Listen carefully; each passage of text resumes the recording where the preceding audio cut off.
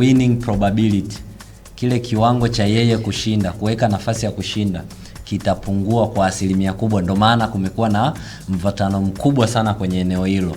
Ila kwa alichokifanya Berkane ni kama vile itatengeneza mazingira mazuri sana ya Simba kwenda claim kwenye hili kwamba sisi ndio wenyeji wa mchezo, tutakuwepo kwenye uwanja wa Benjamin. Tunajua kwamba uwanja wetu ni Benjamin, lakini hatujaanza kufanya taratibu na maandalizi kwamba tutacheza Zanzibar, alafu mgeni wetu wa mchezo tayari ameshafanya paka booking ya hoteli ambao yeye atafikia kule ambako anatarajia mchezo kuchezwa. Maana yake ni nini?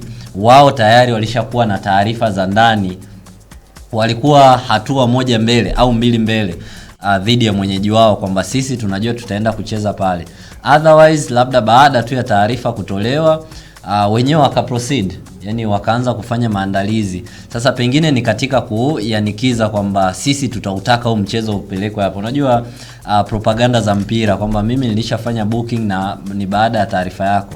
Sasa kwenye hili linaloendelea sijajua, tusubiri mchezo wa kesho, pengine unaweza ukaleta taarifa taswira tofauti ya hiki ambacho tunakizungumza.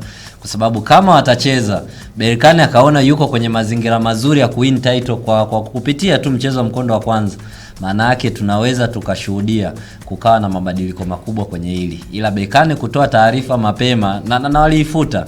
Sasa baada tafsiri ya kuifuta ni kwamba hata wao wenyewe wanaweza akawa wamefikiria baadaye akarudi, tunajaribu kufanya kitu ambacho kinaweza kikaleta taswira tofauti sana kwenye shirikisho la mpira wa miguu kwa ngazi ya Afrika. Kwa